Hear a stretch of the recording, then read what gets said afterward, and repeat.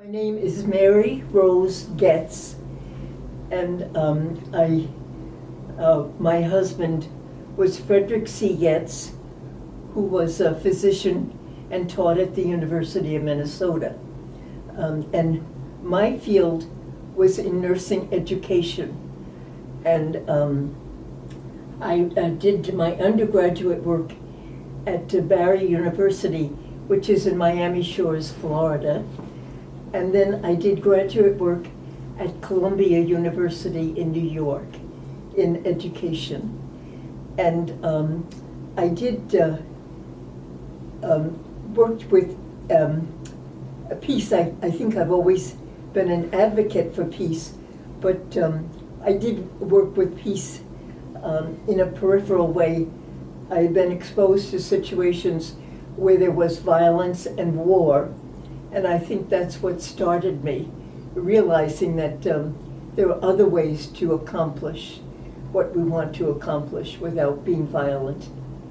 Now, I'm not sure that that's enough said, or... So what were those violent situations you just referred? Well, let's see. Well, to begin with, I was, well,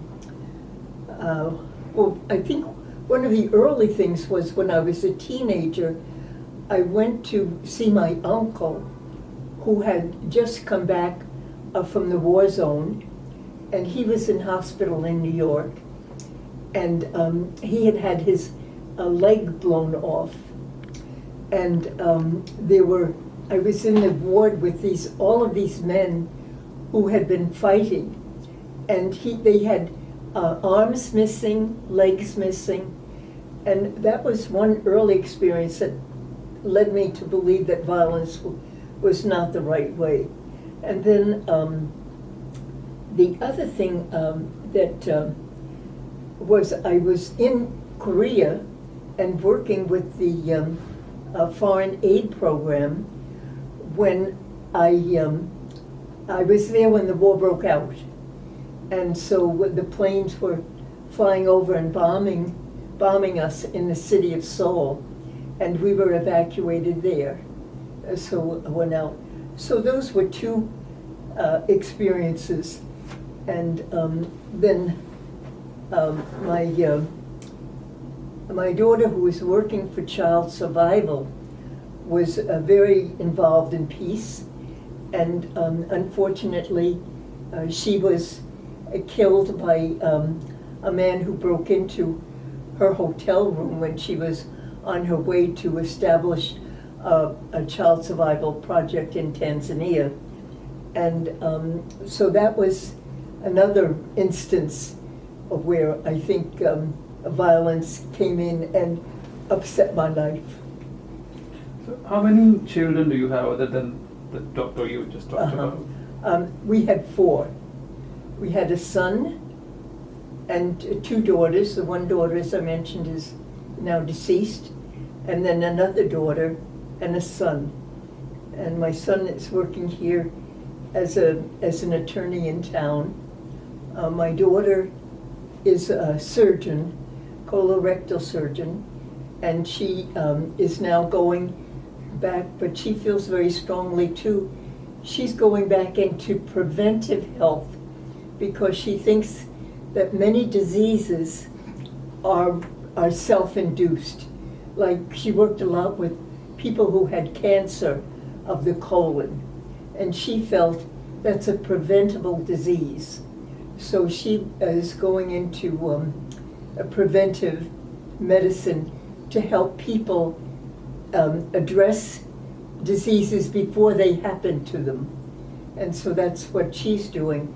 And my youngest son writes, and he writes about health also. And he does, he's a great believer in peace as well. So he writes in that vein too. So that's the 4 of them. Thank you. You just mentioned that you were evacuated from Korea and probably you were working there. So we would like to know more about your professional history and background. Well, as I mentioned, my history, my professional background is in nursing education, And but I did work in Korea and a couple of the other countries before I went into nursing. I worked there as a secretary with the Foreign Aid Program, which was then a part of the State Department of the U.S. and may still be. I'm not sure about that.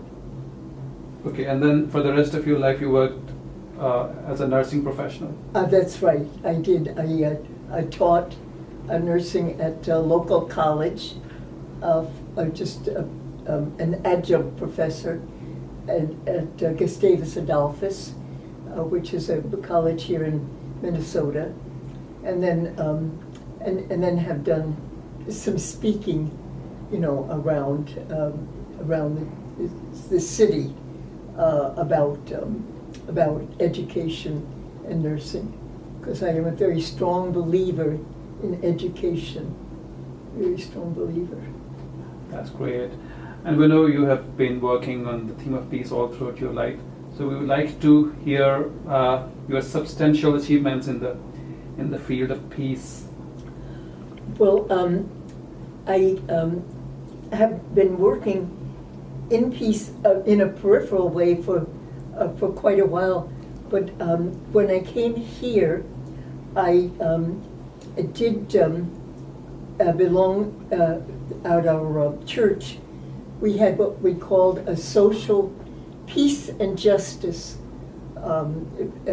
committee, and I became part of that, and then worked with that group, and joined through that.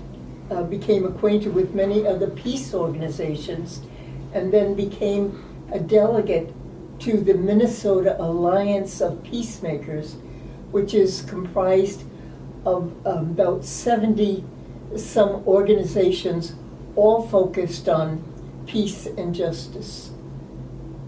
Okay, that's great. And what would be the usual way or method which you would use to, inspire others or motivate others or convince others to work on the theme of peace? And of course, this is always the hard part, isn't it? Yes. Because we all have our passions, and but other people don't share necessarily our passion. But I think that what I've done is, in not a very strong way, but what I've done is I've spoken to people, some organizations locally about peace, and especially at our church, which I feel, again, is very, what is the word I want to use? I say complacent, and I think when I say complacent, they're just complacent thinking that things are the way they are now, and they'll always be that way. And I don't think they think much beyond that. And I think that's part of what I think is good, to sort of shake people up and have them see a broader picture, excuse me, of what is going on around the world. So I'm not sure that answers your question. I'm sorry. You're giving magnificent replies. Okay, if you look back today, sitting here, you look back today, what would you consider your biggest success in the area of peace, or biggest contribution in the area of peace? Well, success is always relative, Right. and but I think what I try to do too is I do talk about it in small groups, certainly, and do talk up peace and peace in the world. But what I find is that example, I guess this is the big thing, it doesn't do so much to talk about it as it is to show people what you mean by peace. And I think, I like to think I'm a peaceful person, and that somehow this is communicated to people. And I think that's, and I'm sure that's not the best way to do it, but for me, it's the most comfortable way to do it. Yes, that was a great way to helping others. And then the initial question would be, what do you consider your failures or things which you could not achieve? Well, I think the failures, and I really don't even like to think of it as a failure. Yeah. It just, but I do think, if you wanted to use the term failure, is the fact that people are not willing to move out of their comfort zone. They want to stay where they are because things are okay now. So why worry about what may or may not happen?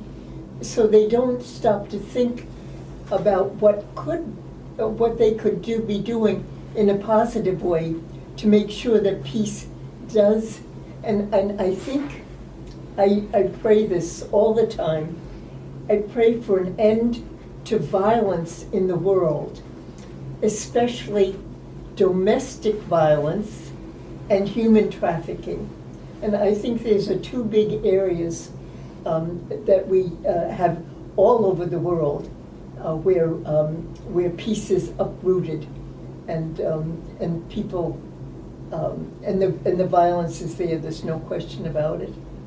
Yes, and as far as we know, Minnesota is one of the gateways into United States as far as the human trafficking is concerned, especially Duluth and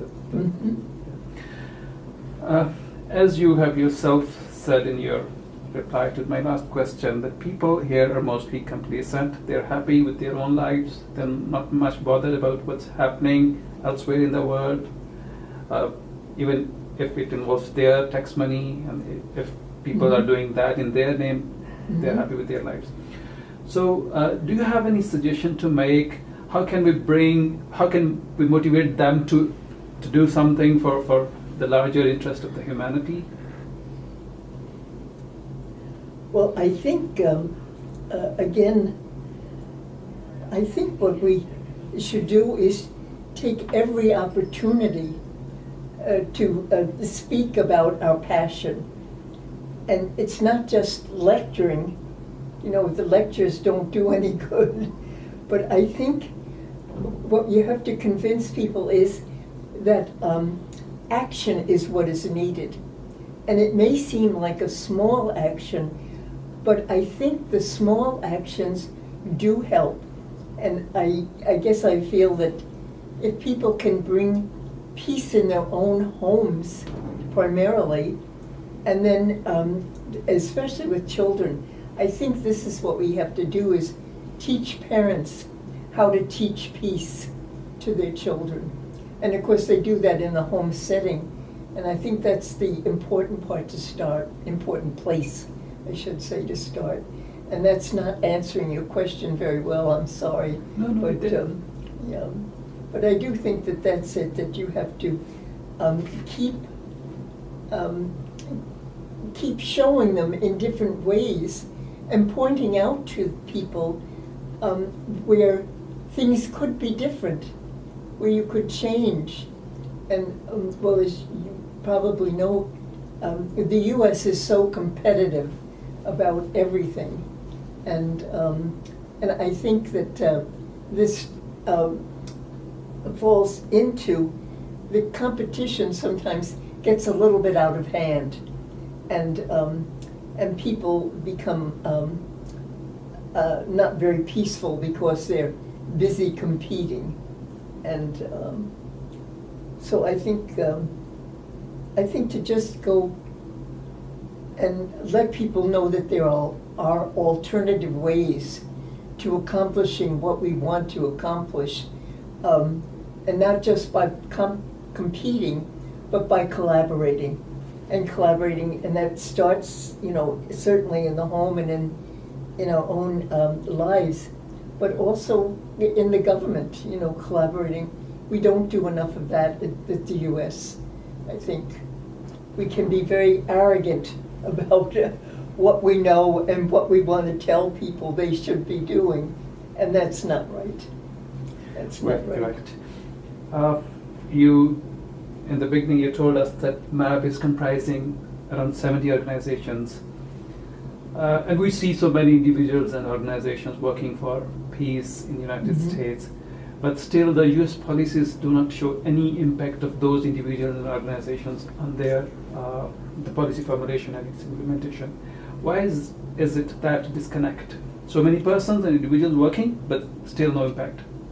Well, you try to figure out why we're not making the impact that we want to make, and I think in shaping, that's right. In shaping the U.S. policy. That's right, in shaping that. But I think part of the reason is that again, it's lack of collaboration, because we have many wonderful organizations working for peace, but they're all doing their own thing, and they're not trying to collaborate and do something collectively that will make an impact, a bigger impact. And I think that's for me, that's one of the things, and this is where I think collaboration would really work, to have the many peace organizations and to have them get together and work together to establish some sort of agenda where they could, as a group, make a bigger impact than individually they're able to do. And again, in another way, I'm asking the same question. Do you have any suggestion in mind to make them, all those organizations and individuals, work collectively for the sake of peace? Yes, we know there is a problem, but what's the solution? Well, I think part of the problem is, I talk about people having the passion for peace, and so many of us think we have the right answer. To my last question, unless my colleagues have any other question.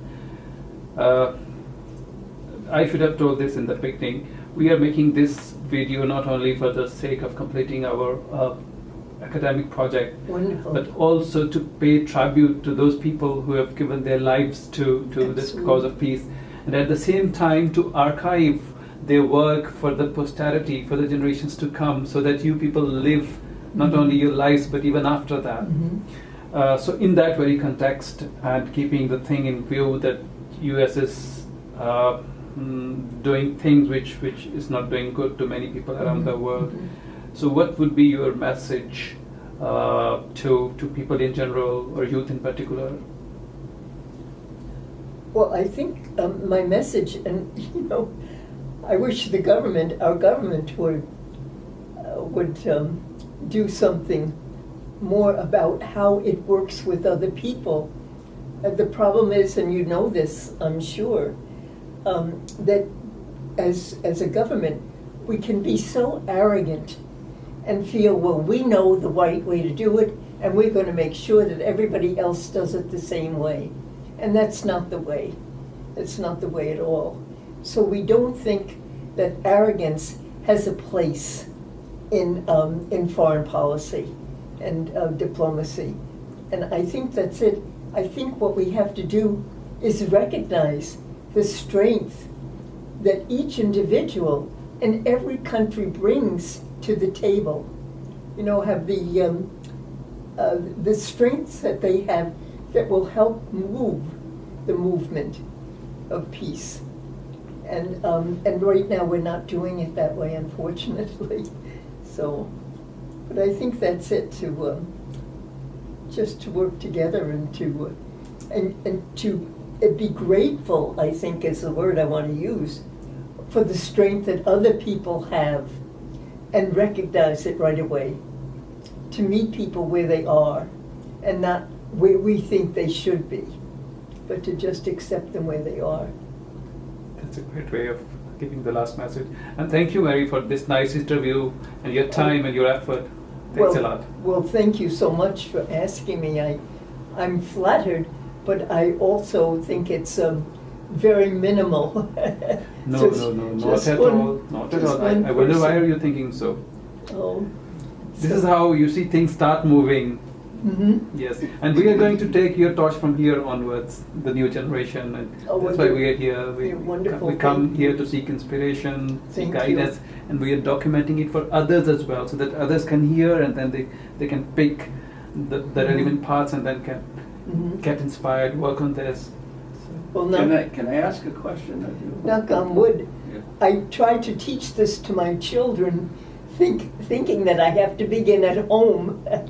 But I think my children, thank God, have all developed a social conscience where they respect other people. I'm sorry. Yes. No, I was going to. You want an on-camera question, huh? Yes. Yeah, I can do that. Okay. I was trying to remember from within the MAP context, you were Basilica representative for a while, but I think the most recent years you were AAUW. That's right.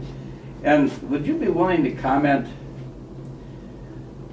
Now you don't carry official portfolio from AAUW to MAP or vice versa. No. But how do American Association for University Women sort of view things like involvement in politics or the kind of things we've been talking about? I think, unfortunately, what they do is they just want their name on a list that say they support this. But as far as doing anything, like I asked them early on, can I make a report and tell you what goes on in that meeting? And they were not interested. You know, so they don't really want to know a lot. And that's unfortunate. They say they are committed to peace, and I think they are, or they wouldn't have someone going to that. But at the same time, they don't want necessarily to be bothered with all of the goings-on. They just want to know that they're helping by having their name on a list. And I'm not saying it very well, but that's just my, and as I say, these are all personal opinions. You know, the next person is going to feel quite differently and probably do a little bit better job of explaining it. So. There's another question that I have for you, and I guess you're going to ask me questions sometime. You know, I'm going to be in the hot seat too. But you're learning from the replies of others. Right, right. You already know the questions and their answers. I'm practicing here. Oh, good. He's going to be interviewed someday as well. Oh, wonderful. But you know, I got to know you after your daughter died. That's right. And got involved in MAP. And one of the things that I've become dismayed about, and I'm wondering if you agree or disagree with me, is that people, individuals, think of government as being something other than themselves, and that they can't do anything. And by not doing anything, they prove the point that they can't do anything. They just say, it's too big a problem, I can't deal with it. Do you want to comment more on that? Do you agree with me or not? Oh, I do agree with you. I think what many of us feel is, well, government is so big, and we're just one person, and what good can we do? You know, I think that's it. That we give up too easily, I think, is the whole thing. We don't even start. That's right. That's right. Mm-hmm. So, And I don't know what the answer is. Yeah. You know, how can you motivate? I'm sure you find this yourself. How can you motivate people into action? And of course, we all listen, and we all say, oh yes, that's the right thing to do. But then when it comes to doing something, we're all guilty. We're all guilty. I think, you know, one of the first things I met with Ehtasham in early April is, I don't think I'm misstating what both of you have said or suggested, is that they come into contact with an awful lot of good people here. Mm-hmm. And how to square that with awful policies Oh, that you see, where they come from, and there's a real disconnect that And we aren't unusual people, I don't think. You know, I'm talking about the population generally is good people. Not these types that you see on television. The kind of rhetoric that comes from out of the sound bites at Congress and so forth. But we don't translate that into positive action. Well, and I am as guilty as the next person, because even as we were talking here, I thought, I should be contacting Senator Klobuchar and Senator Al Franken, you know, who are our two senators. I should be contacting them and let them know what you're doing with finding out about peace here.